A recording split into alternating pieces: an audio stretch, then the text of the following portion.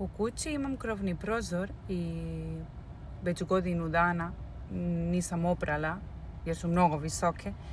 Ja ne mogu da se penjem u krov da očistim.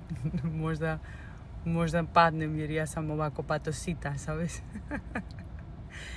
I onda ja se raspitam da li možda postoje neka firma od profesionalni ljudi ko to radi svaki dan ili uskoro svaki dan, koji su iskustvo, da imaju iskustvo da se penje na krov i da lepo čisti krovni prozor.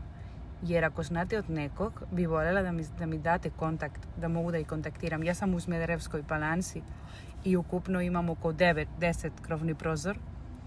I eto, krene da mi smeta, već dugo ih gledam i kažem, ovo mora neki dan da se opere. Ovo mora jedan dan da se opere, a nikako da... Jer Andrija da se me penje tu i on nema neka iskustva.